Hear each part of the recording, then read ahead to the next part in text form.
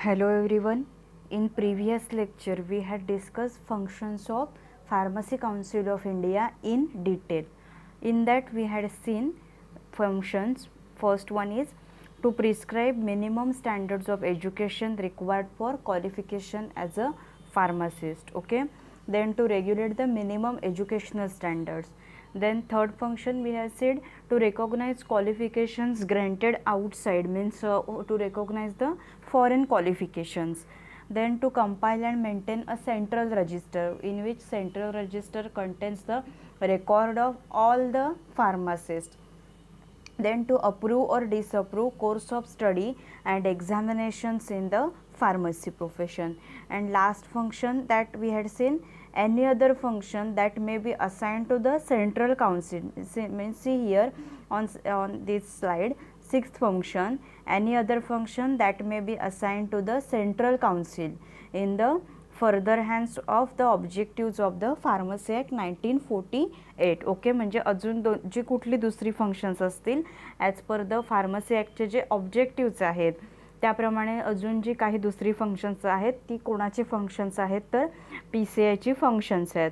Okay, so these can be minimum standards of education. These can be provided by making rules and regulations on education regulations to prescribe minimum qualification for admission, duration of the course, then details of syllabus, practical training and examination, facilities for the course to be provided by that institute, examination and practical training. Then we had seen PCI appoint inspectors to inspect the institution which are starting the course of pharmacy, D Pharm course, B Pharm course which is there. So that he inspect the institution, he checking whether that institution is providing minimum standards in education pharmacy or not, and he report that facilities available at premises, and he send it report to the PCI. Then after his report, by considering his report, then PCI is giving approval. So जी approval ची जी काही procedure आहे, what is the procedure of approval, that we will see on next slide in education regulation. Okay, so these were the functions of Pharmacy Act as per the PCI. Okay, these are the functions of the PCI as per the Pharmacy Act. These are functions of Pharmacy Council of India. Okay, so next we will see education regulations.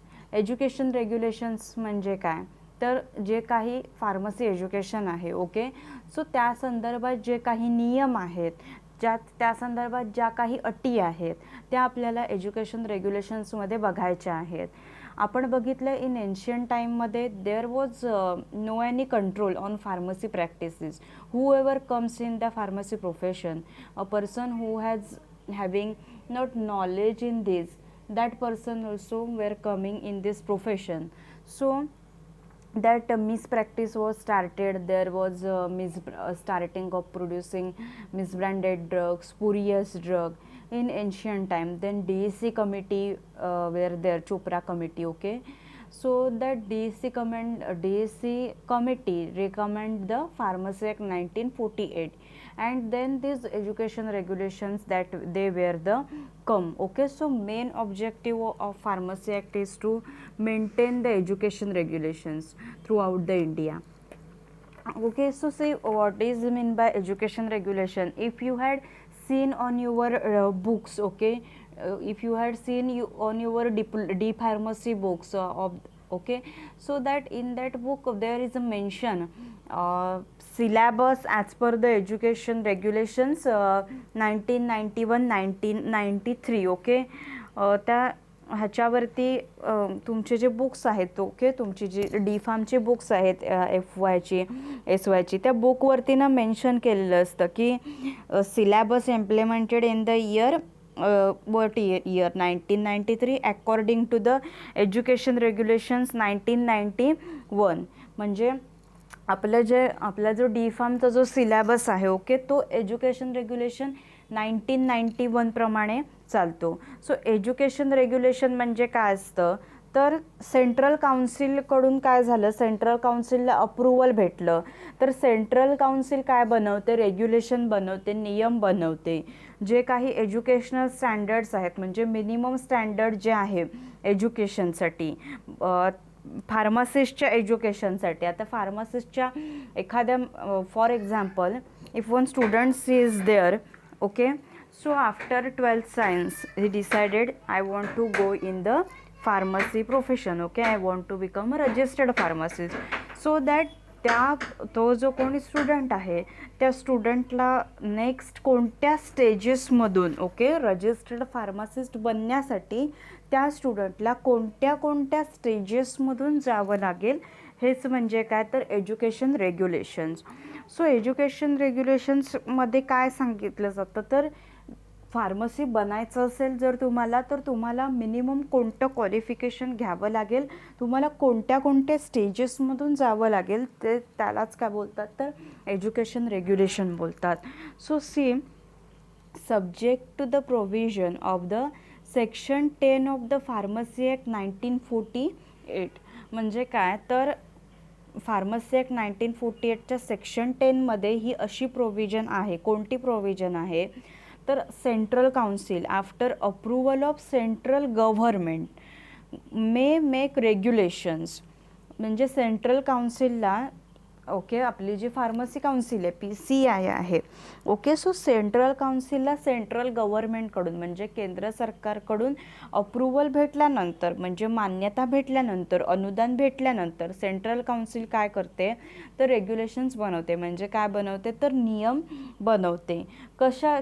ते काय नियम prescribe करतात, प्रिस्क्रायबिंग the minimum standards of education required for qualification as a pharmacist. Main काय आहे, काय prescribe करतात ते, minimum standards of education, okay, minimum म्हणजे कमीत कमी एज्युकेशन कोणतं लागतं, standards, okay, minimum standards of education required for qualification as a pharmacist.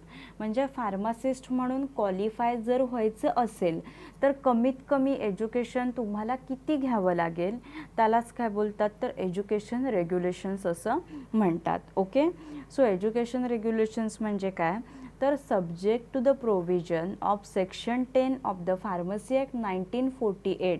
म्हणजे फार्मसी ॲक्ट 1948च्या सेक्शन 10मध्ये अशी प्रोव्हिजन आहे की सेंट्रल काउन्सिल आहे, सेंट्रल काउन्सिलला सेंट्रल गव्हर्नमेंटकडून अप्रुव्हल भेटल्यानंतर सेंट्रल काउन्सिल काय करते, तर नियम बनवते. कशा संदर्भात नियम बनवते, की okay, means may make regulations प्रिस्क्रायबिंग the minimum standards of education. म्हणजे कमीत कमी किती शिक्षण घ्यावं लागेल फार्मासिस्ट म्हणून क्वालिफाय होण्यासाठी, फार्मासिस्ट बनण्यासाठी मिनिमम किती शिक्षण घ्यावं लागेल, त्यालाच काय बोलतात, तर एज्युकेशन रेग्युलेशन्स असं बोलतात. So make regulations प्रिस्क्रायबिंग the minimum standards of education required for qualification as pharmacist called education regulations. त्यालाच काय बोलतात, तर एज्युकेशन रेग्युलेशन्स असं म्हणतात. Okay, so education regulations these are made by central council with approval of the central government and then prescribing the minimum qualification for registration as a pharmacist. So before submitting the education regulations for approval of central government, म्हणजे काय तर PCI जे आहे म्हणजे कोण, central council आहे, तर central काउन्सिलने central गव्हर्नमेंटला ते जे काय एज्युकेशन रेग्युलेशनचा जो रिपोर्ट आहे तो सबमिट करण्याच्या आधी त्यांना तो जो रिपोर्ट आहे तो ना प्रत्येक स्टेटला पाठवावा लागतो. मीन्स त्याच्या कॉपीज आहेत त्या फॉरवर्ड कराव्या लागतात प्रत्येक स्टेट गव्हर्नमेंटला.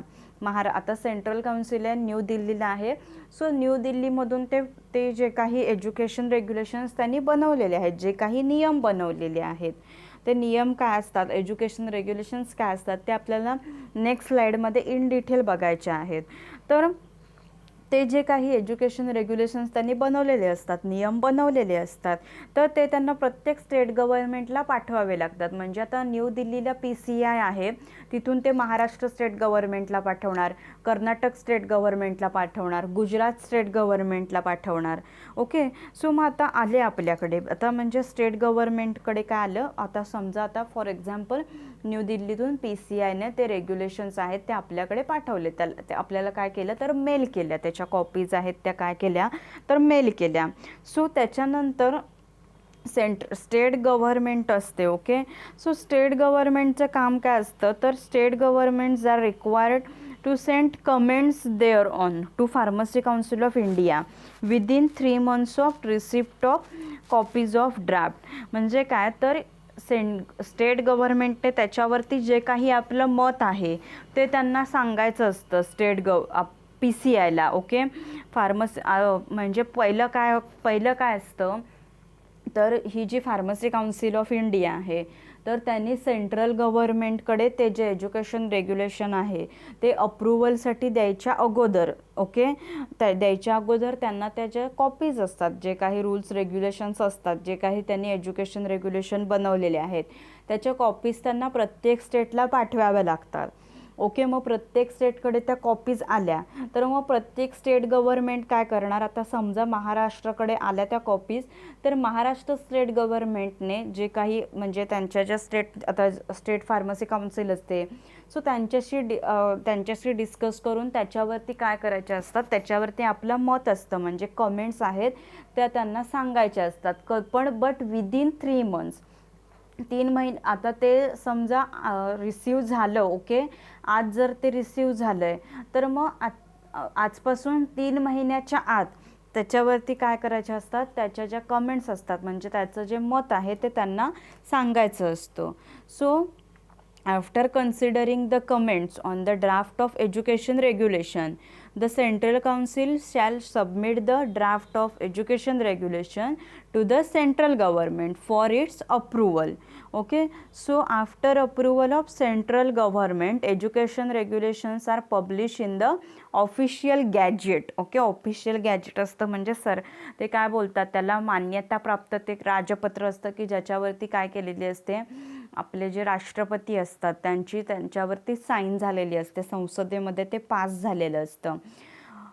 सो काय झालं, काय सांगितलं मगाशी मी, आता त्या स्टेटने आपलं मत नोंदवलं विदिन 3 months. सो मग त्यांचं जे काही मत आहे ते विचारात घेऊन मग नंतर सेंट्रल काउन्सिल ते एज्युकेशन रेग्युलेशन सेंट्रल गव्हर्नमेंटकडे पाठवते अप्रुव्हलसाठी, आणि मग त्याच्यानंतर त्याचं अप्रुव्हल झालं ते ऑफिशियल गॅजेटमध्ये ते पब्लिश केलं जातं, म्हणजे ते मान्यताप्राप्त जे राजपत्र असतं. ओके, त्याच्यामध्ये ते काय केलं जातं तर पब्लिश केलं जातं. So the efficacy of education regulation shall be reported to the Central Council by the Executive Council and may propose amendments therein.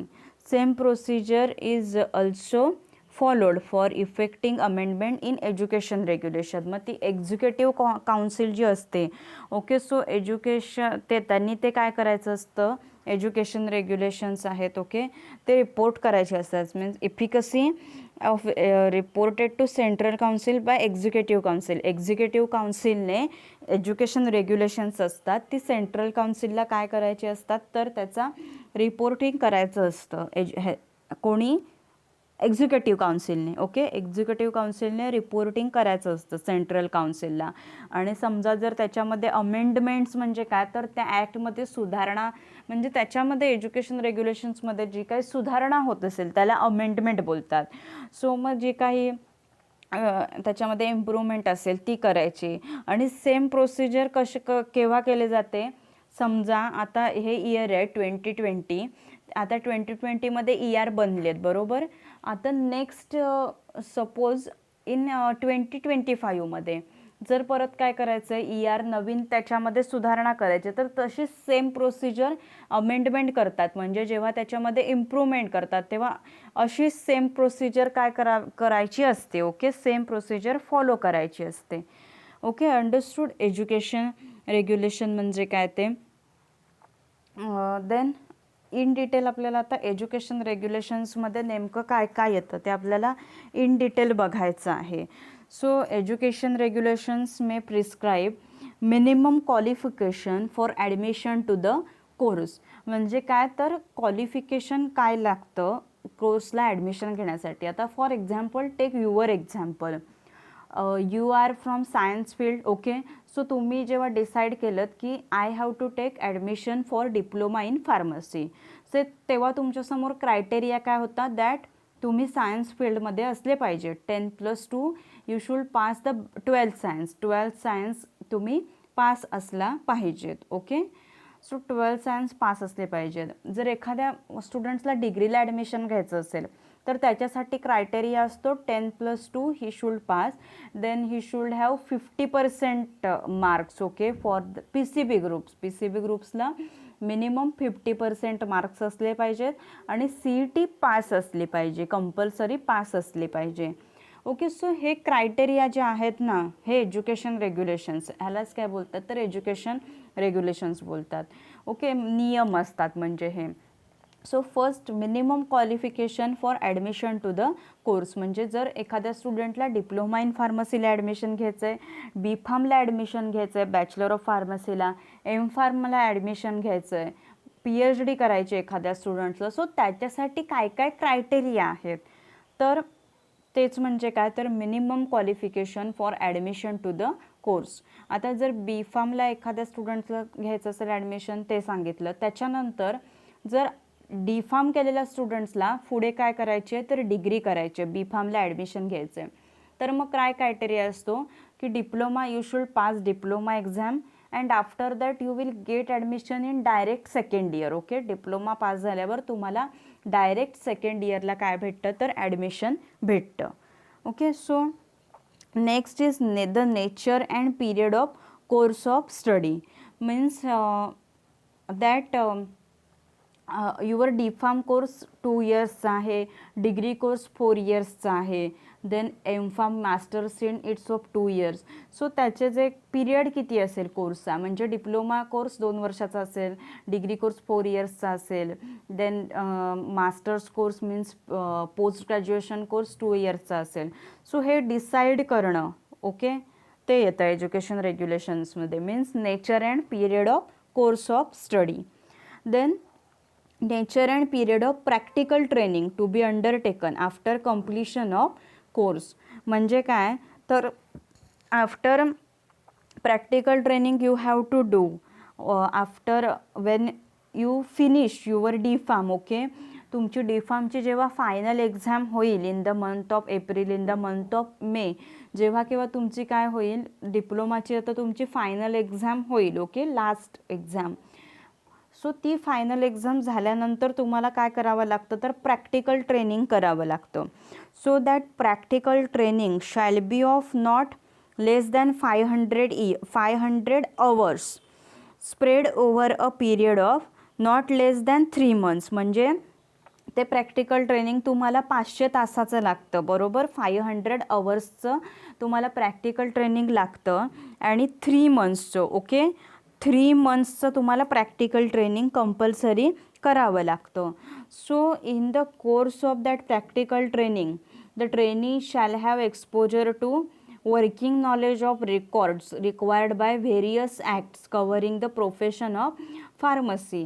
So मग प्रॅक्टिकल ट्रेनिंगमध्ये तुम्हाला ह्या गोष्टी स्टडी कराव्या लागतात की जे काही रेकॉर्ड आहेत ते काय करावे लागणं, ते मेंटेन कसे करावे लागतात as per acts, okay. Pharmacy प्रोफेशनमध्ये जेव्हा तुम्ही एंटर करता, फॉर एक्झाम्पल तुम्ही काय करत असाल एखाद्या ह्याच्यामध्ये काय करत असाल तर ट्रेनिंग घेत असाल, म्हणजे प्रॅक्टिकल ट्रेनिंग आहे ना अकॉर्डिंग टू ER 91. म्हणजे आता for your diploma ER 91 is हे एज्युकेशन रेग्युलेशन आहे. So according to that ER 91 a candidate shall be eligible to undergo practical training after having appeared, see carefully, after having appeared in diploma in pharmacy part second examination. Part second examination म्हणजे कोणती तुमची जी SYची exam होते final exam ती. In one or more of the following institution. So कोणत्या इन्स्टिट्यूशनमध्ये तुम्हाला प्रॅक्टिकल ट्रेनिंग तुमचं करावं लागतं, तर first government hospitals or dispensary. Okay, तुम्ही गव्हर्मेंट हॉस्पिटल म्हणजे म्हणजे सिव्हिल हॉस्पिटल्स आहेत, और डिस्पेन्सरी त्याच्यामध्ये तुम्ही ट्रेनिंग करू शकता. Then other hospitals or dispensaries recognise by PCI. Okay, means pharmacy council of इंडियाने ज्यांना मान्यता दिलेली आहे अशा हॉस्पिटल्समध्ये किंवा डिस्पेन्सरीजमध्ये तुम्ही काय करू शकता, ट्रेनिंग करू शकता. Then licensed pharmacy chemist and druggist shop, म्हणजे कोणत्याही मेडिकलमध्ये जे लायसन्स, म्हणजे मेडिकल आता म्हटल्यावरती तिथे ते अप्रूव्ड असतं. लायसन्स हे प्रत्येक मेडिकलचं असतं. कुठल्याही लायसन्सशिवाय जे 3 लायसन्स येतात त्याच्याशिवाय मेडिकल होऊच शकत नाही. ओके, ॲज पर लॉ वगैरे एन्शियंट टाईममध्ये ती अनइथिकल प्रॅक्टिस चालत होती, बट आता तसं नाही आहे. Law and regulations are very hard. So you can do licence pharmacy, chemist and drugist shop. So most of the students, many students do their training in medical shops. Most students आहेत ते DPharm. Okay, DPharmची त्यांची final exam झाल्यावर खूप students आहेत ते आपल्या म्हणजे आपल्या गावात असेल जिथे कुठे मेडिकल आहे तिथे काय करतात, तर ट्रेनिंग त्यांचं कंप्लीट करतात. ते लायसन्स फार्मसीच असतं ना, licence pharmacy chemist and druggist shop. Medical म्हणजे ऑथराइजच असतं ती place. So most of the students आहेत ते तिथे काय करतात, ट्रेनिंग त्यांचं कंप्लीट करतात. Then licence drug manufacturing units म्हणजे काय, तर एखादी कंपनी असेल. Okay, means licence drug manufacturing unit, एखादी कोणती जर कंपनी असेल जी काय असेल अप्रूव्ह झालेली, मीन्स लायसन असणारच ऑब्व्हियसली. लायसन्स असतंच त्या मेडिकलला. म्हणजे जे एखादी फॉर एक्झाम्पल सिप्ला कंपनी आहे. ओके, तर सिप्ला कंपनी काय आहे, तर लायसन्स ड्रग मॅन्युफॅक्चरिंग युनिट्स आहे. सो अशा पण कंपनीमध्ये तुम्ही काय करू शकता, तर प्रॅक्टिकल ट्रेनिंग आहे तुमचं ते कंप्लीट करू शकता. ओके, सो प्रॅक्टिकल ट्रेनिंगमध्ये जेव्हा तुम्ही कराल तेव्हा तुम्हाला खूप नवीन गोष्टी तुम्हाला काय भेटतात, तर शिकायला भेटत असतात regarding prescription. Okay, prescription, how to read prescription, then how to dispense drugs. Okay, so ह्या नवीन ज्या गोष्टी असतात, तुम्हाला सॉफ्टवेअर असतं मेडिकलचं जे सॉफ्टवेअर असतं. मोस्ट ऑफ द फार्मसीमध्ये अलाइड सॉफ्टवेअर वापरलं जातं. आपल्याकडे जे आपल्या इथे म्हणजे even in our Ratnagiri districts most of the जे फार्मसीज आहेत, सो त्यांच्यामध्ये allied software most of the वापरलं जातं. देन मार्क सॉफ्टवेअरसुद्धा मेडिकल स्टोर्समध्ये वापरलं जातं. देन वेलनेस फॉरएव्हर जर तुम्हाला माहिती आहे तर तिथे एक वेगळ्या प्रकारचं सॉफ्टवेअर असतं. ग्रीन हाऊस असं काहीतरी बोलतात त्या सॉफ्टवेअरला. ते सॉफ्टवेअर तुम्हाला ते काय भेटतात, ह्या गोष्टी तुम्हाला खूप शिकायला भेटतात जेव्हा तुम्ही प्रॅक्टिकल ट्रेनिंग 3 महिन्याचं करता तेव्हा. सो ते तुमचं जे ट्रेनिंग आहे ते ॲज पर ER ते 500 अवर्सचं असलं पाहिजे. Okay, and 3 months it's period is required for that. 3 it's म्हणजे not less than 3 months. So that time you should have knowledge. Okay, you should take knowledge regarding working knowledge of records required by various acts covering the profession of pharmacy. म्हणजे pharmacy profession आहे. Okay, so त्याच्या under जे काही आहे तुम्हाला records maintain करावे लागतात. So त्या सगळ्याचं नॉलेज जे काही ॲक्ट आहे ड्रग अँड कॉस्मेटिक आहे, सो त्याच्या अंडर जे काही तुम्हाला रेकॉर्ड मेंटेन करावे लागतील त्या सगळ्याचं नॉलेज तुम्ही घ्यायचं असतं. Then practical experience in okay, so this is about the practical training. Okay, हे प्रॅक्टिकल ट्रेनिंगमध्ये ह्या गोष्टी येतात. देन दॅट टाईम जेव्हा तुम्ही प्रॅक्टिकल ट्रेनिंग घेत असता, ओके, कुठेही, so that time you have practical experience in the principle and working of pharmaceutical apparatus in common use. म्हणजे फार्मास्युटिकल ॲपॅरेटस जे आहेत, सो त्याचं प्रिन्सिपल काय आहे, त्याचं वर्किंग काय आहे ते तुम्हाला माहिती असलं पाहिजे. समजा तुम्ही जर एखाद्या लायसन्स ड्रग मॅन्युफॅक्चरिंग युनिटमध्ये तुम्ही जर ट्रेनिंग करत असाल, ओके, सो तिथे आता तुम्हाला ड्रग मॅन्युफॅक्चरिंग युनिटमध्ये तुम्ही गेलात कामाला एखाद्या इंडस्ट्रीमध्ये, सो तिथे जे काही ॲपॅरेटस असतात, बरोबर, समजा आता तिथे QC डिपार्टमेंट आहे. सो QC डिपार्टमेंटला आता ओके, UV विजिबल स्पेक्ट्रोफोटोमीटर असणार. देन युवर टॅबलेट असेल, टॅब्लेट सेक्शन असेल तर तिथे डिझॉल्युशन ॲपॅरेटस असणार, डिसइंटिग्रेशन टेस्ट ॲपॅरेटस असणार. देन टॅब्लेटला फ्रायबिलिटी टेस्ट असते, जसं की आपल्या कॉलेजमध्ये सुटिक्सची लॅब आहे, तिथे काय आहे, फ्रायबिलेटरचं ॲपॅरेटस आहे. रोजचे फ्रायबिलेटर आहे तो तिथे राऊंड शेपमध्ये आहे. ओके, सो ती टेस्ट असते. सो अशी जी ही काय आहेत इक्विपमेंट्स म्हणजे ॲपॅरेटस वापरायला लागतात. सो ते तुम्हाला माहिती असलं पाहिजे त्याचं working. Then the reading, translation and copying of prescriptions including checking of doses, म्हणजे प्रिस्क्रिप्शन्स तुम्हाला रीड करता आलं पाहिजे. ओके, सो त्याच्यामध्ये प्रिस्क्रिप्शनमध्ये डोस किती आहे ते तुम्हाला माहिती असलं पाहिजे. Then the dispensing of prescriptions illustrating the commoner methods of administering medicaments, म्हणजे ॲज पर प्रिस्क्रिप्शननुसार तुम्हाला मेडिसिन्स आहेत ती काय करता आली पाहिजेत, तर डिस्पेन्स करता आली पाहिजे. त्याच्यानंतर स्टोरेज आहे ड्रग्सचं आणि मेडिकल प्रिपरेशन्सचं, ते तुम्हाला माहिती असलं पाहिजे. स्टोरेज ह्याची इंजेक्शन्स असतात, इन्सुलिनची इंजेक्शन्स असतात, human Actrapid, human Mixtard, Novo Rapid Penfill. So Novo Nordisk company आहे, त्यांची डायबेटिक केअरची ही डिव्हिजन आहे. सो ही जी प्रिपरेशन्स असतात ती तुम्हाला कंपल्सरी फ्रीजमध्येच ठेवावी लागतात. ओके, सो ह्याचं जे स्टोरेज आहे, ओके, ह्या सगळ्याचं म्हणजे नॉलेज आहे ते तुम्हाला प्रॅक्टिकल एक ट्रेनिंग जेव्हा तुम्ही करता त्यावेळी तुम्हाला ह्या सगळ्या गोष्टी आहेत त्या समजतात. Okay, so this is about the nature and period of practical training to be undertaken after completion of course.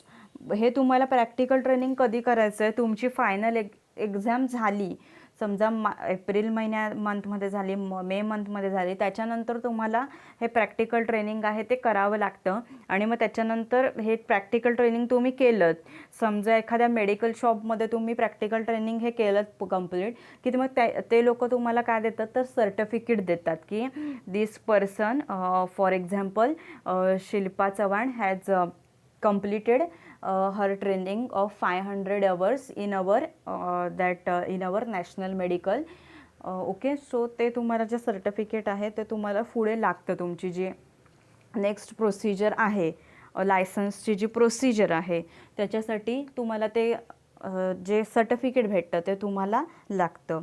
Then see subjects of examination and their standard, म्हणजे काय, तर आता फॉर डिप्लोमाला आता तुम्ही आहात, सो डिप्लोमाला तुम्हाला कोणते सब्जेक्ट ठेवायचे, कोलॉजी सब्जेक्ट सेकंड इयरला ठेवायचा, ॲनाटॉमी सब्जेक्ट फर्स्ट इयरला ठेवायचा. देन केमिस्ट्री सब्जेक्ट आहेत, केमिस्ट्री सब्जेक्ट पार्ट फर्स्टमध्ये, पार्ट टूमध्ये डिवाईड करायचा. त्याच्यानंतर तुम्हाला प्रॅक्टिकल कोणतं ठेवायचं, ह्या इयरला हे प्रॅक्टिकल ठेवायचं, सेकंड इयरला हे प्रॅक्टिकल ठेवायचं. हे केमिस्ट्रीचं प्रॅक्टिकल 3 तासांचं ठेवायचं, त्याच्यानंतर कोलॉजीचं प्रॅक्टिकल आहे ते 2 तासांचं ठेवायचं. असे जे काही क्रायटेरियाज असतात, ओके, हे जे काही रूल्स आहेत, रेग्युलेशन्स आहेत, हे एज्युकेशन रेग्युलेशन्समध्ये येतात. Subjects of examinations and their standard. Okay, then the equipments and facilities to be provided by the institution to the students, म्हणजे काय, तर ज्या इन्स्टिट्यूशनमध्ये, ओके, आता फॉर एक्झाम्पल तुम्ही इंदिरा इन्स्टिट्यूट ऑफ फार्मसीमध्ये तुम्ही ॲडमिशन घेतलं आणि तिथे तुम्ही काय करताय, तुमचा diploma in pharmacy course complete करताय. सो तुम्ही डिप्लोमा इन फार्मसी हा कोर्स कंप्लीट करताना तुम्हाला ज्या ज्या काही फॅसिलिटीज आहेत, ओके, सुविधा आहेत त्या पुरवून देणं. आणि इक्विपमेंट्स म्हणजे काय, तर तुम्ही जेव्हा प्रॅक्टिकल्स करतायत तुमच्या लॅबमध्ये, सो तुम्ही लॅबमध्ये प्रॅक्टिकल करताना तुम्हाला सगळ्यांना व्यवस्थित ती ॲपॅरेटस आहेत का नाही. केमिस्ट्रीचं प्रॅक्टिकल करताना तुम्हाला जी ॲपॅरेटस लागतात, बिकर आहे, राऊंड बॉटम फ्लास्क आहे, ओके, सो त्याच्यानंतर ब्युरेट आहे, पिपेट आहे, केमिकल्स आहेत, डिफरंट रिक्वायरमेंट्स आहेत लॅबच्या. सो ती तुम्हाला इन्स्टिट्यूट प्रोव्हाइड करतं आहे की नाही. त्याच्यानंतर स्टुडंट्सना ज्या अदर फॅसिलिटीज भेटतात, स्टुडंट्सना ज्या स्कॉलरशिप्स भेटतात as per the category wise, so that equipments and facilities to be provided by institution to the students. So मग ती इन्स्टिट्यूशन जी आहे, आता फॉर एक्झाम्पल तुम्ही IIPमध्ये डिप्लोमा इन फार्मसी कोर्स करतात, सो IIP तुम्हाला ह्या ज्या सगळ्या इक्विपमेंट्स फॅसिलिटीज प्रोव्हाइड करत आहे का नाही. ओके. सो हे कशामध्ये येतं तर एज्युकेशन रेग्युलेशन्समध्ये येतं. Then conditions to be fulfilled by institutions giving practical training. Okay, म्हणजे काय तर एखादी कुठलीही इन्स्टिट्यूशन आहे ती जी काय करते प्रॅक्टिकल ट्रेनिंग देताना, आता for example our institution. Okay, so practical तुम्ही ट्रेनिंग, ओके, प्रॅक्टिकल तुम्ही परफॉर्म करताय आपल्या ह्याच्यामध्ये कॉलेजमध्ये. सो प्रॅक्टिकल करत असताना त्या कंडिशन्स फुलफिल करतं आहे का ते इन्स्टिट्यूशन, म्हणजे त्यांची जी लॅबची साईज आहे ती ॲज पर PCIच्या स्टँडर्डप्रमाणे आहे का, त्याच्यानंतर त्यांनी व्हेंटिलेशनसाठी प्रॉपर स्पेस ठेवले आहे का नाही, किंवा लॅबमध्ये ॲपॅरेटस आहेत का नाही, मशीन रूम सेपरेट म्हणजे इक्विपमेंटचे रूम आहे, मशीन रूम जी आहे आपल्या इथे वरती. ओके, फर्स्ट फ्लोअरला मशीन रूम आहे, फर्स्ट फ्लोअरला पण एंट्री केल्या राईट हँडला मशीन रूम आहे. मायक्रोबायोलॉजी लॅबच्या समोर आपल्या कॉलेजमध्ये मायक्रोबायोलॉजीची लॅब आहे, मायक्रोबायोलॉजी लॅबच्या समोर काय आहे तर मशीन रूम आहे.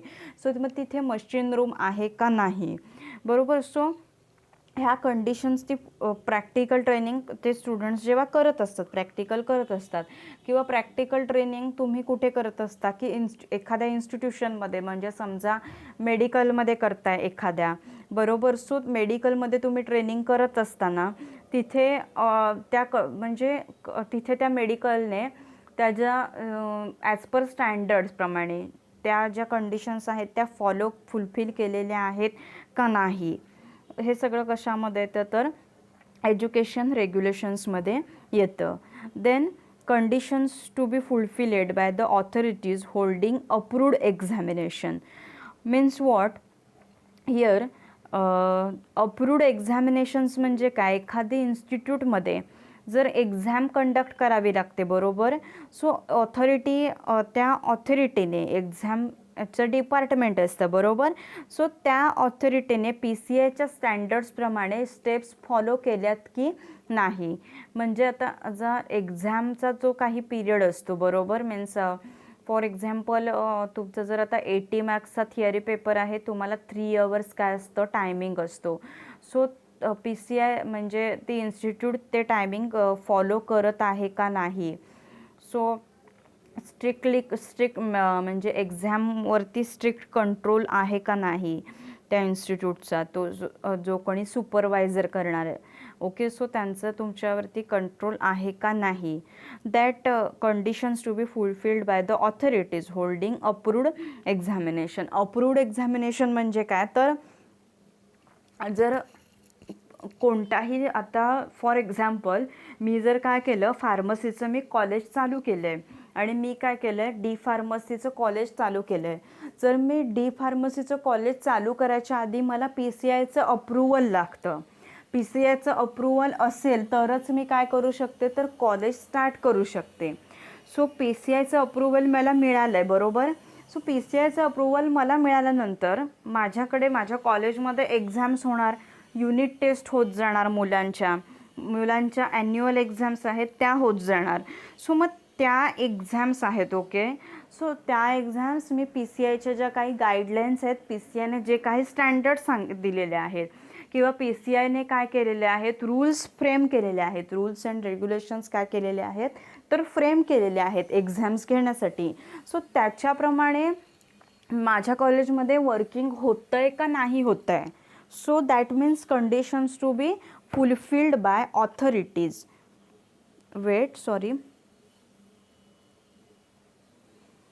Conditions to be fulfilled by authorities holding approved examination. Okay, so these were the education regulations. In exams you may ask the questions, define education, what are education regulations, define education regulations and write down about education regulations. That time you should write this. First, minimum qualification for admission to the course. Then second, nature and period of course of study. Then third, nature and period of practical training to be undertaken after completion of course, subjects of examinations and their standard, the equipments and facilities to be provided by the institutions to the students. Then conditions to be fulfilled by institutions giving practical training. Then last, conditions to be fulfilled by authorities holding approved examination. Okay, this is about education regulations. Then see, important point, and this is important from your exam point of view, approval of institution or authorities providing course of study and examination. म्हणजे काय, तर कोणतंही नवीन जेव्हा college चालू होतं, की जे college D pharm किंवा बी फार्म हे कोर्सेस स्टार्ट करतं, दॅट टाईम त्या इन्स्टिट्यूटला काय लागतं, तर अप्रुव्हल लागतं पी सी आयचं.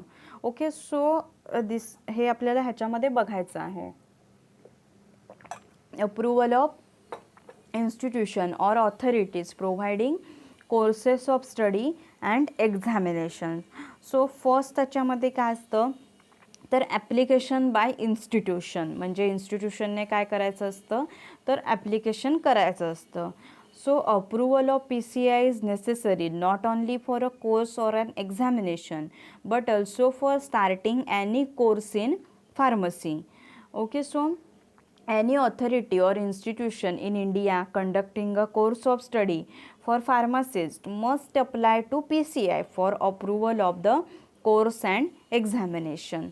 ओके, सो फर्स्ट त्या इन्स्टिट्यूटने काय करावं लागतं, तर ॲप्लिकेशन करावं लागतं. Application by institution authority to the central council. Then काय होतं, तर इन्स्पेक्शन होतं. Then council deputes its inspectors to visit the institution and ascertain whether the institution has the minimum facilities for running such a course or holding examinations as per the ER. Okay, so then inspectors comes there, he inspect the institution. Then inspectors may also be required to attend an examination without interfering its conduct in its conduct to judge its standard. Inspectors काय करू शकतात, तर हे जे आहे म्हणजे एक्झामिनेशनसुद्धा घेऊ शकतात त्या इन्स्टिट्यूशनची. त्या इन्स्टिट्यूशनचे जे रोजचं रेग्युलर वर्किंग आहे त्याच्यामध्ये इंटरफिअरन्स काही न करता ही कॅन जज it standards. Then approval of PCI is necessary not only for course and examination but also for starting a courses.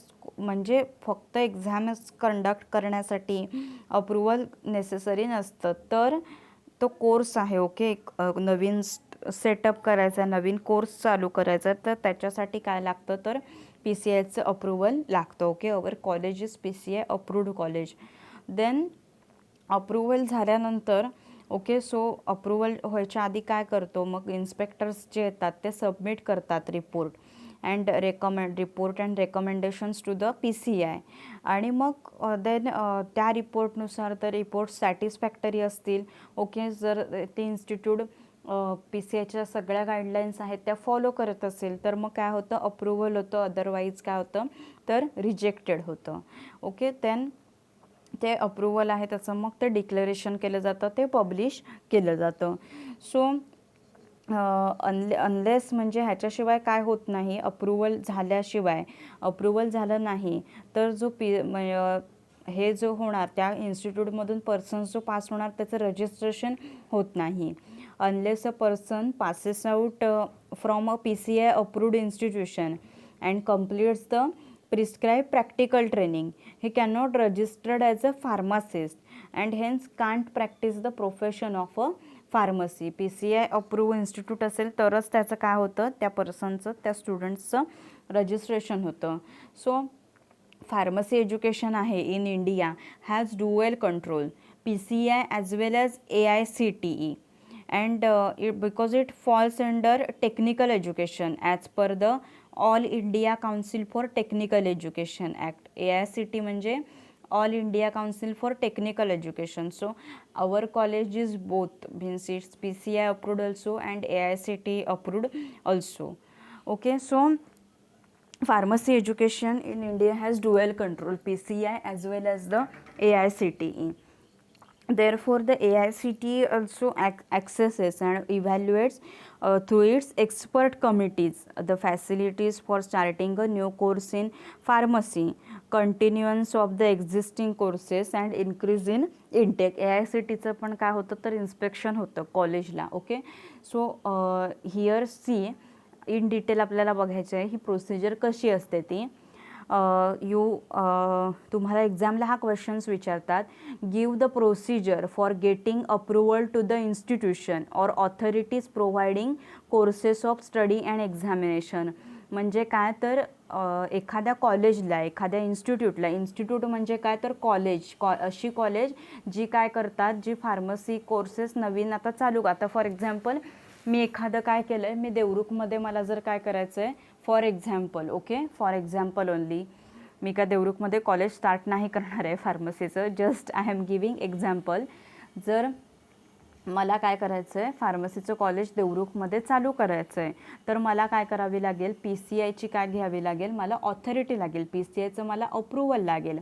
समजा मला आता देवरुखमध्ये काय करायचं आहे, ह्याच्यामध्ये मला कॉलेज डिप्लोमाचं फार्मसीचं कॉलेज मला चालू करायचं आहे. ओके, माझं सेटअप सगळं तयार आहे, बिल्डिंग वगैरे सगळी म्हणजे तयार आहे. ओके, लॅब्स तयार आहे, क्लासरूम तयार आहे, ऑफिस सगळं एरिया माझा आता तयार आहे आणि मला आता कॉलेज काय करायचं आहे तर चालू करायचं. तर मला काय लागेल तर PCIचं, फार्मसी काउन्सिल ऑफ इंडियाचं मला अप्रुव्हल लागेल. सो त्याच्यासाठी एखादी इन्स्टिट्यूट काय काय प्रोसिजर करते ते तुम्हाला ह्याच्यामध्ये विचारलं आहे, गिव द प्रोसिजर, त्याच्यासाठी काय काय प्रोसिजर करावी लागेल हे तुम्हाला ह्याच्या आन्सरमध्ये लिहावं लागतं. आता इथे त्याने म्हटलं ना, give the procedure for getting approval, म्हणजे अप्रुव्हल मिळण्यासाठी, मान्यता मिळण्यासाठी इन्स्टिट्यूशनला किंवा त्या ऑथॉरिटीजला जे काय करतात, provide courses of study and examination, की जे आता कोर्स, आता ऑब्वियसली मी डिप्लोमा कोर्स चालू करणार, ऑब्वियसली तिथे एक्झाम होणारच ना, एक्झामशिवाय मुलं पासआउट होतील का? ॲडमिशन घेतलं, झालं, लेक्चर झाले, प्रॅक्टिकल झालं, 1 वर्ष झालं, हां मुलं गेली दुसऱ्या वर्षाला, असं होतं का? असं नाही होणार ना, एक्झाम ही द्यावीच लागणार स्टुडंट्सना. सो त्याच्यासाठी जी काय प्रोसिजर लागते ती. आता फर्स्ट बघा, application by institutions or authority to the central council. म्हणजे काय, application by institutions or authority म्हणजे जी कोणी इन्स्टिट्यूशन्स असेल, आता for IIP Sadavali our college, किंवा जी कोणी ऑथॉरिटी असेल त्यांनी काय करायचं, सेंट्रल काउन्सिलला ॲप्लिकेशन द्यायचं. So see, an institution or authority which conducts course of study or holds an examination of the pharmacist. म्हणजे अशी इन्स्टिट्यूशन किंवा असं जे कॉलेज आहे किंवा अशी जी ऑथॉरिटी आहे की ज्यांना काय करायचं आहे, कोर्स ऑफ स्टडी म्हणजे D फार्मसीचा जो कोर्स आहे किंवा B फार्मसीचा कोर्स आहे अँड त्याच्या exam, okay, course and or holds and examination of the pharmacist. जे फार्मासिस्टसाठी त्यांना ऑब्वियसली एक्झाम ठेवावीच लागणार. सो अशा इन्स्टिट्यूशन्सनी काय करायचं, has to apply to the central council म्हणजे PCIकडे काय करायचं, त्यांनी अप्लाय करायचं for approval of the course or examination. म्हणजे काय तर कोर्सच्या अप्रुव्हलसाठी त्यांनी काय करायचं, ॲप्लिकेशन करायचं. कोणाकडे तर PCIकडे, फार्मसी काउन्सिल ऑफ इंडिया, ज्याला काय बोलतात सेंट्रल काउन्सिल, त्यांच्याकडे अप्लाय करायचं. ओके, सो फर्स्ट त्यांनी ॲप्लिकेशन करायचं, मीन्स ॲप्लिकेशन बाय इन्स्टिट्यूशन. आलं लक्षामध्ये? ॲप्लिकेशन बाय इन्स्टिट्यूशन्स म्हणजे काय, an institution or authority which conduct course of study or holds an examination of the pharmacist. म्हणजे अशा ज्या काही इन्स्टिट्यूशन आहेत, संस्था आहेत, कॉलेजेस आहेत ज्यांना pharmacy course, D pharmacy course, B pharmacy course ज्यांना स्टार्ट करायचं आहे, त्यांनी काय करायचं, ॲप्लिकेशन करायचं कोणाकडे तर सेंट्रल काउन्सिल PCIकडे for approval of the course or examination. जो काही कोर्स आहे, जो काही D pharm B pharm course आहे त्याच्या एक्झाम्स आहेत त्याला मान्यता मिळण्यासाठी, म्हणजेच त्याला अप्रुव्हल मिळण्यासाठी काय करायचं तर ॲप्लिकेशन करायचं. Okay, so this is first. Then second, see, inspection.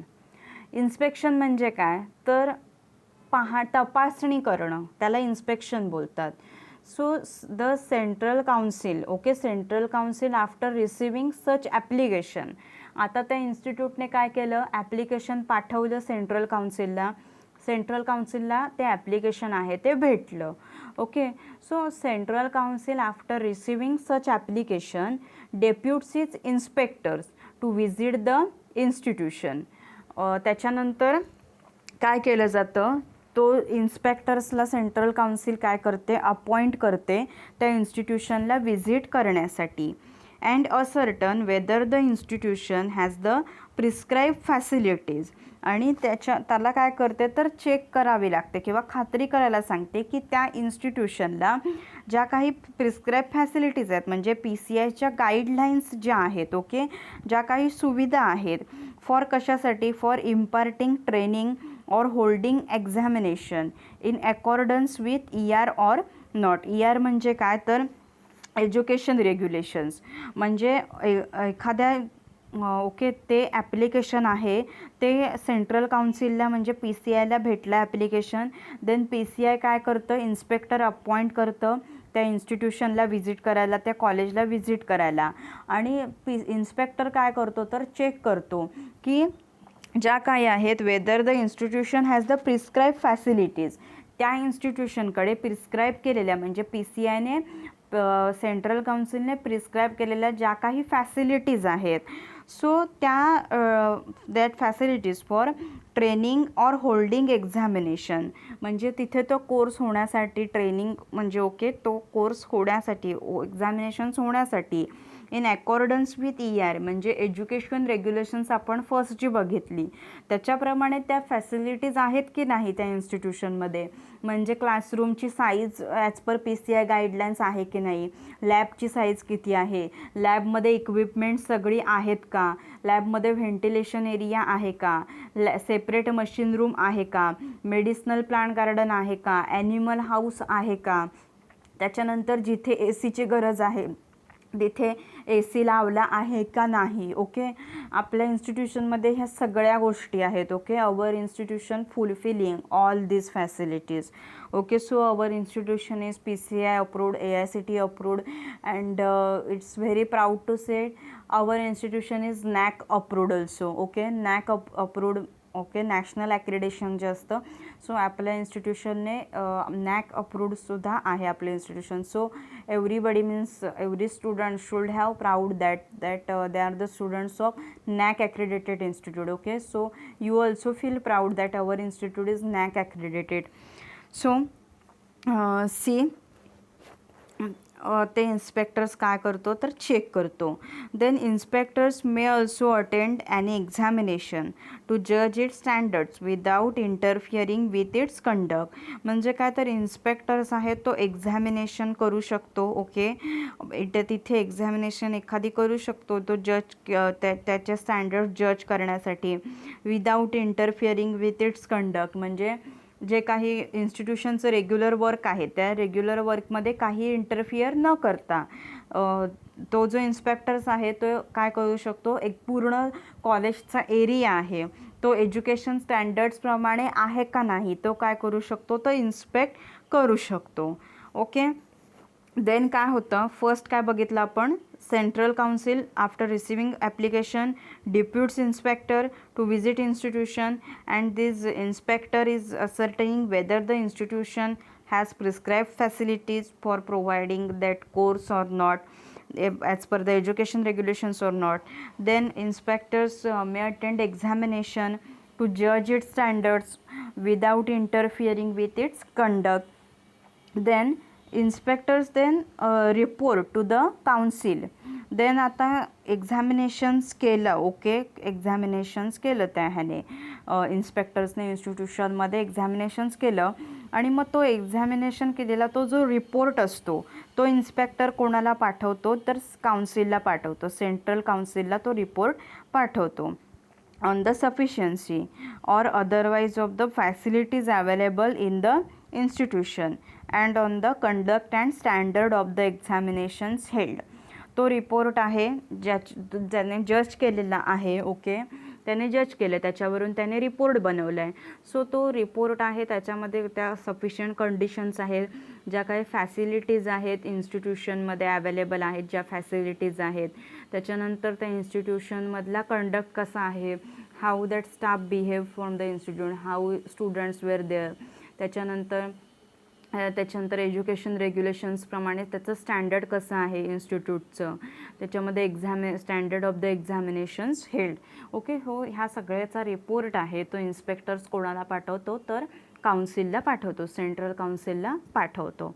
Okay, so here second step आहे इन्स्पेक्शनची संपते, ते इन्स्पेक्शन झालं त्या इन्स्टिट्यूशनचं.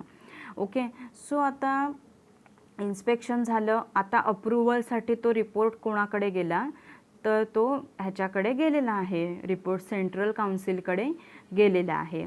मग सेंट्रल काउन्सिलकडे तो जो रिपोर्ट गेला आहे तर तो सॅटिस्फाय आहे का नाही रिपोर्ट, तो कोर्स का आता बी फार्मसीचा कोर्स करण्यासाठी किंवा डी फार्मसीचा कोर्स ते इन्स्टिट्यूशनमध्ये चालवण्यासाठी ती इन्स्टिट्यूट सॅटिस्फाय आहे का नाही, एज्युकेशन रेग्युलेशन्सप्रमाणे आहे का नाही. सो जर सॅटिस्फॅक्टरी रिपोर्ट असेल तर काय होतं, त्याला अप्रुव्हल भेटतं. So see approval in approval on the reports of the inspector if council is satisfied that the course or examination under consideration is in conformity with ER, म्हणजे जे काही एज्युकेशन रेग्युलेशन्स आहेत. ओके, सो एज्युकेशन रेग्युलेशन्स प्रमाणे exams conduct करण्यासाठी किंवा course करण्यासाठी ही जी काय आहे इन्स्टिट्यूट आहे ती सॅटिस्फाय आहे का नाही. Okay, then it may accord approval to it. Okay, मग त्याच्यानंतर जर सॅटिस्फाय असेल तर त्याला काय करतं, अप्रुव्हल भेटतं. म्हणजे एज्युकेशन रेग्युलेशन्स आपण बघितले फर्स्ट स्लाईडमध्ये. सो त्या एज्युकेशन रेग्युलेशन्सप्रमाणे ती जी इन्स्टिट्यूट आहे, ओके, तो इन्स्पेक्टर्सने रिपोर्ट केला आहे. मग त्या एज्युकेशन स्टँडर्ड्सप्रमाणे हा रिपोर्ट इन्स्पेक्टर्सने केलेला तो सॅटिस्फाय आहे का नाही आहे. ओके, सो हे सगळं कन्सिडर करून ते काय भेटतं, त्या इन्स्टिट्यूटला काय भेटतं तर अप्रुव्हल भेटतं. It may accord approval to it, त्या इन्स्टिट्यूटला अप्रुव्हल भेटतं. And said course and examination shall be deem to be approved. Okay, मग तिथे एक्झामिनेशन्स होण्यासाठी किंवा तो कोर्स कंडक्ट करण्यासाठी अप्रुव्हल दिलं जातं for qualifying for registration as a pharmacist under the act. आणि त्याच्यानंतर मग त्या ज्या इन्स्टिट्यूटमधून जे कोणी स्टुडंट्स आहेत ते क्वालिफाय होतील. So that are means they are capable for registration as a pharmacist under this act. Okay, so approval भेटतं. नंतर त्या इन्स्टिट्यूशनला इन्स्पेक्टर काय करतो, इन्स्टिट्यूशन आहे तर इन्स्पेक्ट करतो, त्याचा रिपोर्ट बनवतो. तो रिपोर्ट आहे तो सेंट्रल काउन्सिलला पाठवतो. मग सेंट्रल काउन्सिल चेक करते की जो इन्स्पेक्टरने रिपोर्ट पाठवला आहे तो एज्युकेशन रेग्युलेशन्सप्रमाणे जर सॅटिस्फाय असेल तर मग आणि ती जी इन्स्टिट्यूट आहे ती कोर्स ऑफ स्टडी और एक्झामिनेशन्स कंडक्ट करण्यासाठी सॅटिस्फाय असेल तर त्याला अप्रुव्हल भेटतं. त्याच्यानंतर ओके, त्या इन्स्टिट्यूटला तो कोर्स आहे त्या एक्झामिनेशन आहेत त्या ज्या कॉलेजमध्ये काय केल्या जातात, अप्रूव्ह केल्या जातात for qualifying for registration as a pharmacist under the act. As a pharmacist म्हणून काय भेटतं तर त्या क्वालिफिकेशनमध्ये जे कोणी स्टुडंट्स आहेत, ओके, सो ते रजिस्ट्रेशन करू शकतात अप्रुव्हल झालं की. Then see fourth declaration. So declare करणं बोलतो, म्हणजे काय तर घोषित करणं बोलतात त्याला. So declaration of approval made by resolution is passed at a meeting of the central council.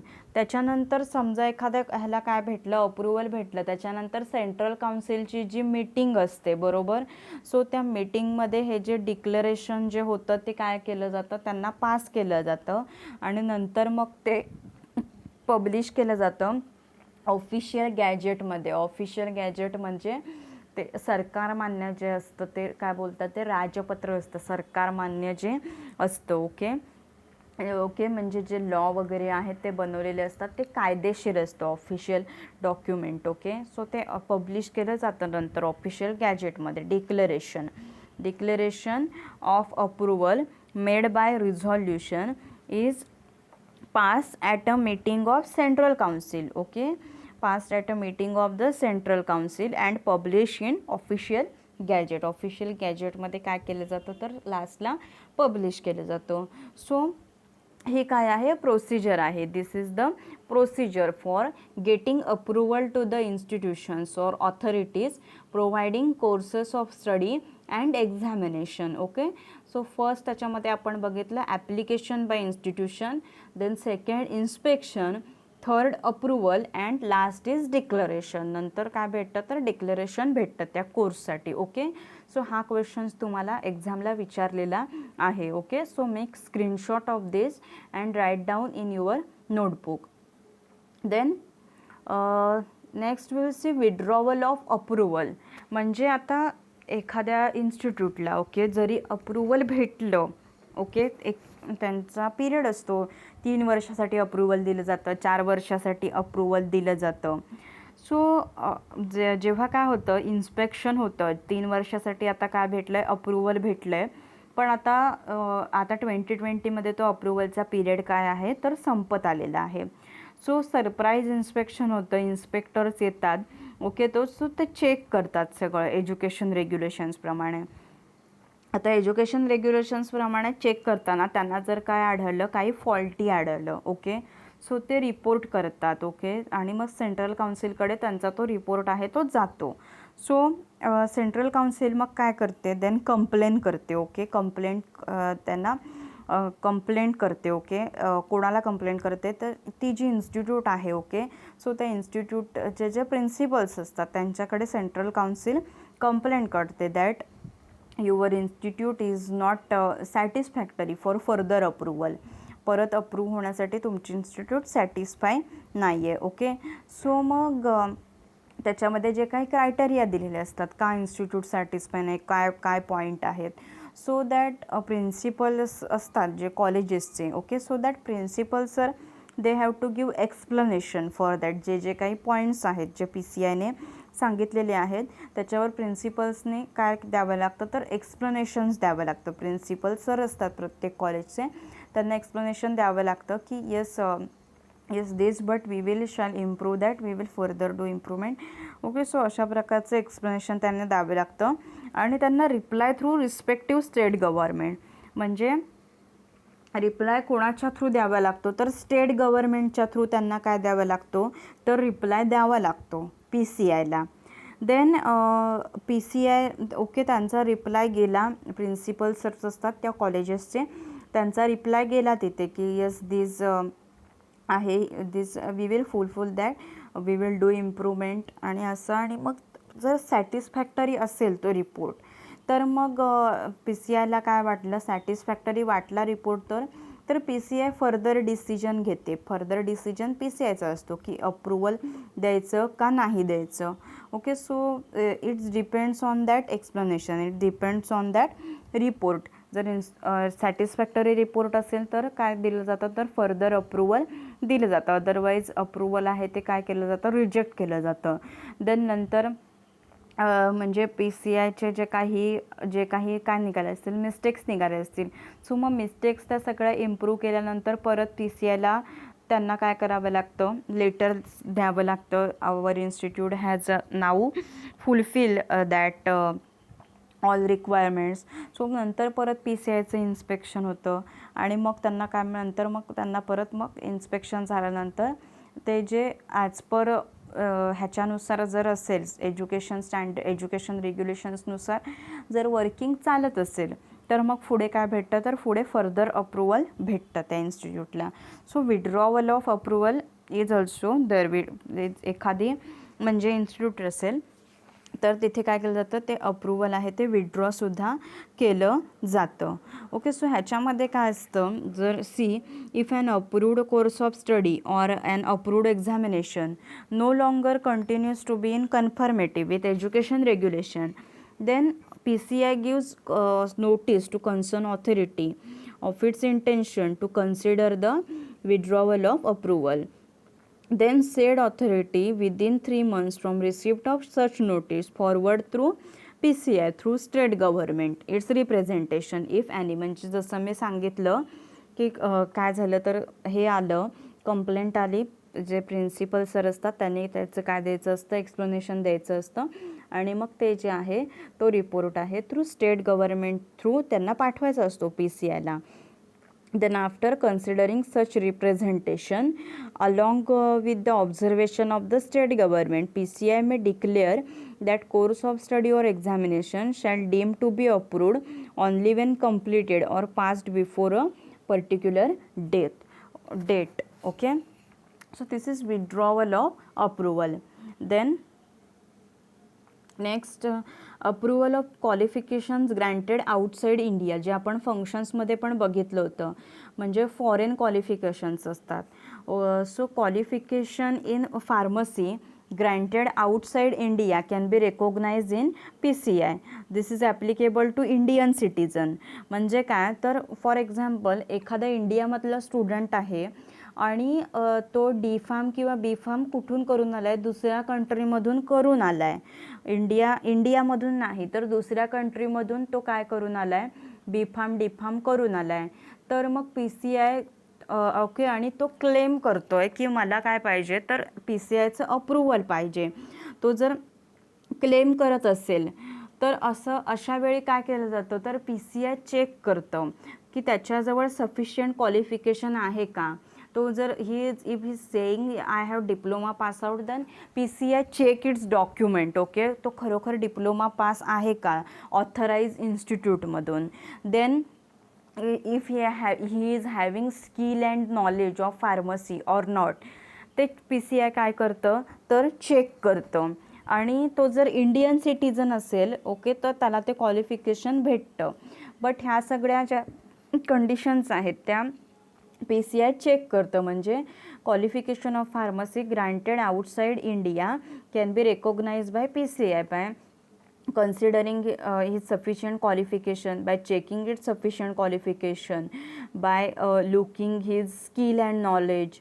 Okay, if he is Indian citizen then he easily get that. Okay, so ह्या conditions आहेत ते काय करतं आधी PCI चेक करतं. If PCI may approve foreign qualifications for the purpose of registration as pharmacist in India, such approval is given on reciprocal basis. मग हे जे अप्रुव्हल असतं ना ते कशाच्या बेसिसवर, रेसिप्रोकल, म्हणजे फिक्स ड्युरेशन असं नसतं काही त्याला. फिक्स ड्युरेशन म्हणजे काय तर 2 इयर्ससाठी दिलं जातं अप्रुव्हल किंवा 3 इयर्ससाठी अप्रुव्हल दिलं जातं. मग 3 इयर्स नंतर परत पुन्हा ते रिन्यू करायचं, अशा प्रकारचं अप्रुव्हल त्याला दिलं जातं. रेसिप्रोकल बेसिस बोलतात त्याला. Okay, so it means that registration authority of other country should also recognize the PCI approved diploma or degree of any institution in India. Then see second point. second point मध्ये काय म्हटलंय, जर एखादा okay Indian सिटीजनचं आपण बघितलं, पण जर एखादा असा पर्सन असेल की जो फॉरेनचा सिटीजन आहे, ओके दुसऱ्या कंट्रीमधलाच तो काय आहे तिथलाच तो सिटीजन आहे, त्याने त्याची फॉरेन नॅशनॅलिटीचा ओके म्हणजे सिटीजन्स ऑफ फॉरेन नॅशनॅलिटीचा आहे, तेव्हा काय केलं जातं तो जेव्हा इंडियामध्ये येतो आणि तो असं जेव्हा म्हणजे त्याला ओके त्याने ते क्वालिफिकेशन घेतलेलं आहे फॉरेनमध्ये, फार्मसी एज्युकेशन त्याने घेतलेलं आहे, पण आता त्याला इंडियन ह्याच्यामध्ये PCIच्या अंडर त्याला जर रजिस्ट्रेशन करायचं असेल तर PCI आधी त्याचं चेक करते क्वालिफिकेशन, त्याचं सिटीजन कुठचं आहे तो चेक करते. देन त्याच्याजवळ सफिशियंट नॉलेज आणि स्किल्स आहे का हे PCI चेक करते. आणि PCI काय करते तर आता ते जे सेम क्वालिफिकेशन आहे, आता फॉरेनमधून एखादा स्टुडंट आहे तो जर बी फार्म करून आला आहे ओके फॉरेन कंट्रीमधून, तर PCI चेक का करते, आता इंडियामधून जर एका म्हणजे फॉर एक्झाम्पल एक स्टुडंट आहे तो इंडियामधून जर लंडनमध्ये गेला आहे, बी फार्म झालेला स्टुडंट ज्याने इंडियन युनिव्हर्सिटीमध्ये बी फार्म केलं आहे आणि तो लंडनमध्ये गेला आहे आणि तिथे फार्मसी प्रोफेशनची काय करतोय तर प्रॅक्टिस करतोय, त्याने तिथे लंडनच्या अंडर काय केलं आहे तर रजिस्ट्रेशन केलं आहे, तर त्या स्टुडंटला तिथे त्या कंट्रीमध्ये लंडनमध्ये त्याला काय केलं आहे तर त्या ऑथॉरिटीने त्याला त्याचं रजिस्ट्रेशन रेकॉग्नाइज केलं आहे का नाही सेम क्वालिफिकेशनचं, बरोबर. बी फार्म झालेला स्टुडंट ओके म्हणजे लंडनमधून बी फार्म झालेला स्टुडंट इंडियामध्ये आला ओके आणि त्याला आता काय करायचं आहे रजिस्ट्रेशन करायचं आहे, तर अशावेळी PCI त्याचे डॉक्युमेंट्स त्याचं नॉलेज स्किल्स सगळं चेक करतेच, पण त्याचबरोबर सेम क्वालिफिकेशन असलेला, म्हणजे इंडियामध्ये ज्याने बी फार्म केलेला आहे, इंडियन युनिव्हर्सिटीमध्ये ज्याने बी फार्म केलेला आहे, तो जर लंडनमध्ये गेला आहे तर तिथे त्याला अप्रूवल दिलं आहे का नाही दिलं आहे ते इंडिया चेक करते आणि त्या क्रायटेरियानुसार तो जो कोण फॉरेन स्टुडंट असेल त्याला काय देते, मग अप्रूवल देते.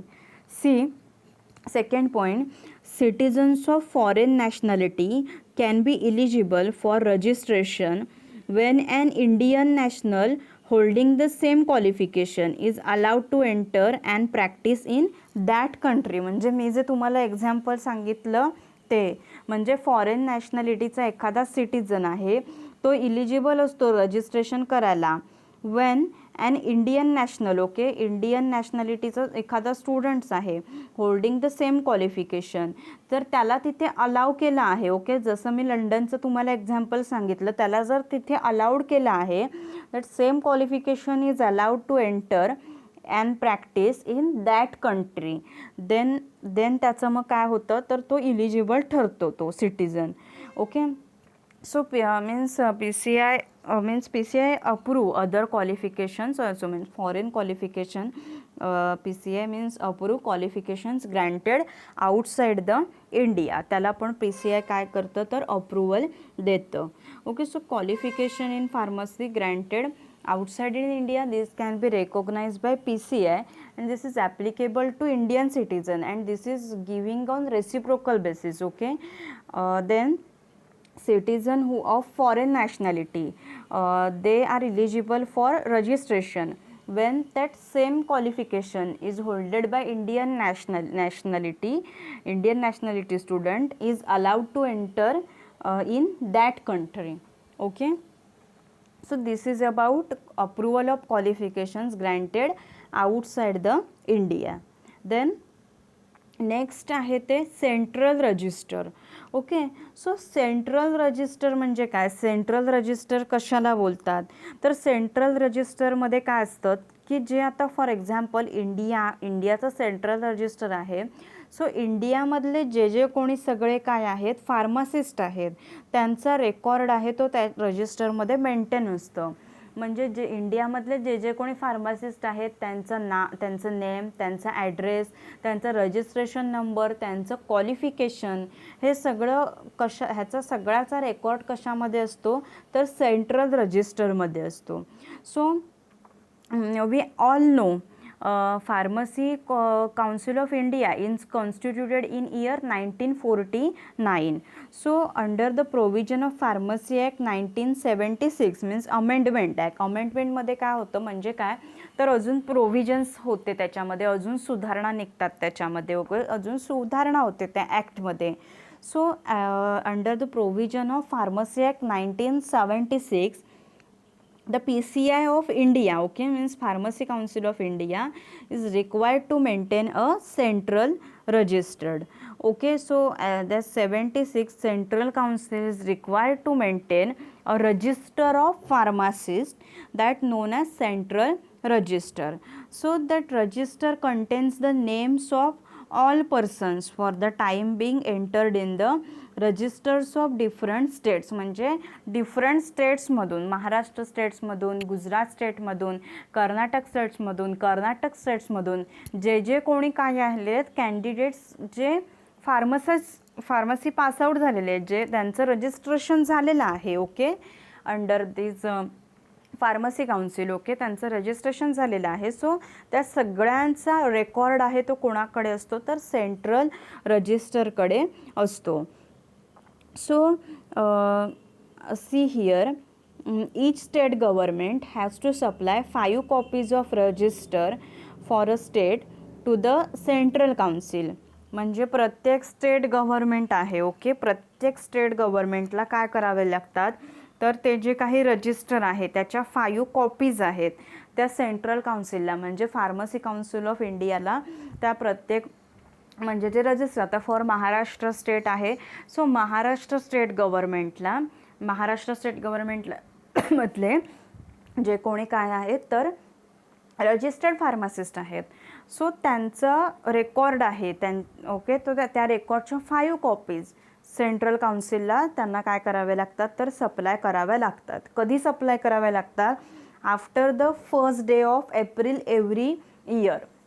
म्हणजे 1 एप्रिल नंतर, प्रत्येक वर्षाच्या 1 एप्रिल नंतर as soon as possible, as early as possible, लगेचच 1 एप्रिल आहे, सो 1 एप्रिल नंतर लगेचच थोड्या दिवसांमध्ये त्यांना त्या कॉपीज आहेत त्या सेंट्रल काउन्सिलला काय कराव्या लागतात तर सबमिट कराव्या लागतात.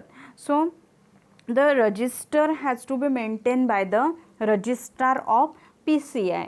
रजिस्ट्रार ऑफ PCI म्हणजे तिथे जो कोणी रजिस्ट्रार असेल, ओके, रजिस्ट्रेशन जो करणारा असेल, जो हेड असेल तिथला, सो त्याला ते रजिस्टर काय करावं लागतं तर मेंटेन करावं लागतं. तो सगळा जो रेकॉर्ड आहे तो त्याला स्वतःकडे म्हणजे सेंट्रल काउन्सिलच्या अंडर म्हणजे आता प्रत्येक आता स्टेटने त्याला पाठवला. गुजरात स्टेटने रेकॉर्ड पाठवला, महाराष्ट्र स्टेटने रेकॉर्ड पाठवला. सो तो सगळा त्याला सेंट्रल काउन्सिलच्या ह्याच्यामध्ये ते जे काही रजिस्टर असतं, ओके, नोंद केलेली असते, जे काही त्यांचं फॉर एक्झाम्पल रजिस्टर असेल, जे काही नोंदणी बुक असेल त्यांची, बुक असेल त्यांची, नोटबुक असेल, जी काही, ओके, की ज्याच्यामध्ये काय येणार सगळ्या म्हणजे ओव्हरऑल इंडियामधले जी प्रत्येक स्टेट आहे, जी प्रत्येक राज्य आहे, त्या राज्यातल्या फार्मासिस्टची काय केलेली असेल तर नोंद केलेली असेल, म्हणजे रजिस्ट्रेशन केलेलं असेल. सो ते त्याला मेंटेन करावं लागतं. रजिस्ट्रार जो कोण असतो PCIचा, फार्मसी काउन्सिल ऑफ इंडियाचा जो काय असतो रजिस्ट्रार असतो, त्याला ते काय करावं लागतं तर मेंटेन करावं लागतं. Then all additions or amendments in the state registers are to be informed by the registers of each state council to the central council from time to time. म्हणजे काय तर हे जे काय असतं ना स्टेट रजिस्टर असतं, ओके, सो स्टेट रजिस्टरमध्ये आता महाराष्ट्र स्टेट रजिस्टरमध्ये जे काय नवीन ॲडिशन झाली आहे किंवा समजा नवीन काही सुधारणा झाल्या आहेत, इम्प्रूव्हमेंट झाली आहेत, ओके, नवीन कोणाकोणाची जी रजिस्ट्रेशन झाले आहेत, सो त्या सगळ्याची माहिती टाईम टू टाईम जो स्टेट काउन्सिलचा जो रजिस्ट्रार्स असतो, रजिस्ट्रार बोलतात, म्हणजे रजिस्टर म्हणजे काय की जो व्यक्ती काय करतो ते रजिस्ट्रेशन आहे ते काय करतो तर तो मेंटेन करतो, त्याचा रेकॉर्ड आहे तो काय करतो तो ठेवतो. मेन जो असतो तो मॅनेजर असेल, म्हणजे तो कोण असेल हेड असेल तिथला त्या डिपार्टमेंटचा, सो त्याचं काम काय आहे, प्रत्येक स्टेटचा जो रजिस्टर असतो त्याचं काम काय आहे तर ह्याच्यामध्ये काय होणार, जे काही नवीन सुधारणा होत असतील त्या रजिस्टरमध्ये, ओके, त्या किंवा नवीन ज्या काही ॲडिशन्स होत असतील, सो त्या सगळ्या ॲडिशन्स कोणाला सांगणं तर सेंट्रल काउन्सिलला as per time to time सांगणं, हे त्या स्टेट काउन्सिलचा जो रजिस्टर असतो त्याचं काम असतं. So has to be revise suitably from time to time. Then the central register is a compilation of all state registers. कंपायलेशनचा मिनिंग काय काल मी सांगितला होता. कंपायलेशनचा मिनिंग म्हणजे काय की produce a book or record by bringing together material from different sources. आता इथे डिफरंट सोर्सेस प्रत्येक ह्याच्याकडून आलेले आहेत ना, प्रत्येक स्टेटकडून त्यांना काय आलेले आहेत रेकॉर्ड आलेले आहेत डिफरंट सोर्सेसकडून. सो त्याचा त्यांना एकत्र रेकॉर्ड काय करायचा तर मेंटेन करून ठेवायचा आहे. So central register is a compilation of all state registers. So registrar of state central council is duty bound to keep the central registers in the manner prescribed by the council. He is also required to revise the central register from time to time and publish the same in the Gazette of the India. Okay, म्हणजे काय तर ते gazette of India जे आहे म्हणजे India, okay, त्याच्यामध्ये राजपत्र असतं आपल्या कंट्रीचं इंडिया ह्याचं, त्याच्यामध्ये त्यांना काय करावं लागतं तर ते पब्लिश करावं लागतं central register. Okay, so central register मग त्याचा जो रजिस्टर आहे कोण सेंट्रल काउन्सिलचा जो रजिस्टर आहे की जो काय करतो हा सगळा रेकॉर्ड आहे तो मेंटेन करतो. सो काउन्सिलने सेंट्रल काउन्सिलने जे काही मॅनर प्रिस्क्राईब केलेले आहेत म्हणजे ते रजिस्ट्रेशन मेंटेन करण्यासाठी ते जे काउन्सिल आहे त्याने जे काय केलेले आहेत ते रूल्स प्रिस्क्राईब केलेले आहेत. त्या रूल्सप्रमाणे ते काय करायचं रजिस्टर असं आहे ते काय करायचं तर मेंटेन ठेवायचं, हे त्या काम असतं त्या रजिस्टरचं. त्याच्यानंतर त्याच्यामध्ये काय time to time he is also required to revise the central register from time to time and publish the same in the gazette of the India. आणि ते गॅजेट ऑफ इंडिया त्याच्यामध्ये पब्लिश करायचं हे त्याचं काय असतं तर काम असतं. Then this central register is deem to be public document. आता सेंट्रल रजिस्टर हे काय होतं तर पब्लिक डॉक्युमेंट मानलं जातं. ओके, पब्लिक डॉक्युमेंट मानलं जातं central register within the meaning of the Indian evidence act 1872. म्हणजे एक ॲक्ट आहे, इंडियन एव्हिडन्स ॲक्ट असा ॲक्ट आहे 1872. सो त्याच्या अंडर ओके इंडियन एव्हिडन्स ॲक्टच्या अंडर सेंट्रल रजिस्टर आहे ते काय मानलं जातं तर पब्लिक डॉक्युमेंट मानलं जातं. ओके, म्हणजे सगळ्या ह्याचं असतं ना त्याच्यामध्ये रेकॉर्ड, प्रत्येक स्टेटचा रेकॉर्ड असतो ना त्याच्यामध्ये सेंट्रल रजिस्टरमध्ये. सो मग ते काय केलं जातं ना तर पब्लिक डॉक्युमेंट मानलं जातं. सेंट्रल रजिस्टर असतं ते is deem to be public document within Indian evidence act 1872च्या अंतर्गत. इंडियन एव्हिडन्स ॲक्ट जो आहे 1872 त्याच्या अंतर्गत सेंट्रल रजिस्टर आहे ते पब्लिक डॉक्युमेंट मानलं जातं.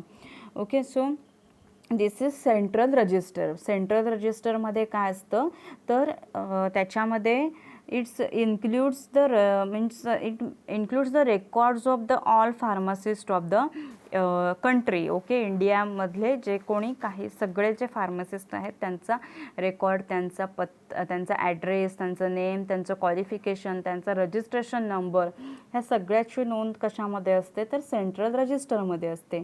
आणि each state government has to supply 5 copies of register to the for a state to the central council. म्हणजे प्रत्येक स्टेट गव्हर्मेंटला 5 copies आहेत त्या रजिस्टरच्या, त्या काय कराव्या लागतात तर PCIला सप्लाय कराव्या लागतात. When after the first day of April every year. 1 April नंतर विदिन म्हणजे as soon as early as possible त्यांना ते काय करावं लागतं तर सबमिट कराव्या लागतात. Okay, so the register has to be maintain by the registrar of the PCI. Then all additions or amendments in that state register are to be informed by the registers of each state council to the central council from time to time. Okay, so central register is compilation of all state registers. Then last is published in the gazette of the India. Gazette आहे इंडियाचं त्याच्यामध्ये ते central register आहे ते काय केलं जातं तर पब्लिश केलं जातं. Okay, so this is about central register. Central register is also important in exam. There is question on that central registers. If you are not getting any point then ask me. So in this lecture we had seen about the education regulations. Okay, so education regulations means what, that subject to the provision of section 10 of the Pharmacy Act 1948, Central Council after approval of central government make regulations prescribing minimum standards of education required for qualification as a pharmacist. That is called education regulations. Okay, म्हणजे pharmacy म्हणून आपल्याला जर काय आपल्याला pharmacist म्हणून काय व्हायचं असेल तर आपल्याला क्वालिफिकेशन व्हायचं आहे, आपल्याला रजिस्ट्रेशन करायचं. सो त्याच्यासाठी जे एज्युकेशन स्टँडर्ड्स आहेत त्या प्रिस्क्राईब करणंच त्यालाच काय बोलतात तर एज्युकेशन रेग्युलेशन्स बोलतात. So we had seen these education regulations, minimum qualification, nature and period of course, the nature and period of practical training, subjects, equipments, facilities to be provided by institution, then conditions to be fulfilled by institution. Okay, then we had seen approval of institution or authorities providing course of study and examinations. म्हणजे एखाद्या कॉलेजला तो जो D.Pharm course आहे, B.Pharm course आहे तो start करायचा असेल तर त्यांना PCIचं अप्रूवल लागतं. सो PCIचं अप्रूवल मिळण्यासाठी ही काय असते, ही प्रोसिजर आहे. ओके, तुम्हाला एक्झाममध्ये विचारतात. सो फर्स्ट ॲप्लिकेशन करायचं त्या इन्स्टिट्यूशनने, then second inspection, then third approval and fourth is declaration. Then withdrawal of approval means PCI can withdraw approval also. Then approval of qualification granted outside India means PCI may approve foreign qualification by checking these all conditions, by checking sufficient qualifications, skills, knowledge, and it's on reciprocal basis. Okay. Then we had seen the central register. Okay, means central register is contains the all record of all the pharmacists in the India. Okay, so we will stop over here. Here our PCI means Pharmacy Council of India is end. So next lecture we will see State Pharmacy Council. State Pharmacy Council means what? Joint State Pharmacy Council means what?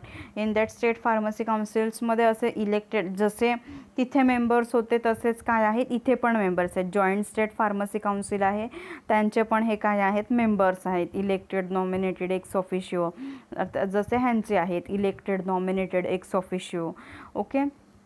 So if anyone having difficulty, if anyone is not getting any point from today's lecture, then ask me freely. Okay, काही difficulty असेल, काही कुठलाही point समजला नसेल किंवा काही समजत नसेल एखादा पॉईंट किंवा जर शिकवलेलं काही समजत नसेल तर तुम्ही मला सांगू शकता. ओके, तुम्ही मला फ्रीली विचारू शकता कोणताही पॉईंट, तुम्ही मला फ्रीली सजेशन्स देऊ शकता. एखादा पॉईंट तुम्हाला समजत नाही आहे सो इन डिटेल अजून एक्सप्लेन करायला पाहिजे कुठचा पॉईंट, तर please you can give me suggestions. Okay, for better understanding. Okay, काही तुमचे डाऊट्स आहेत, सगळे डाऊट्स आहेत ते विचारा मला, मनात कोणतेही डाऊट्स ठेवू नका. Okay, so we will stop over here. Happy learning. Thank you.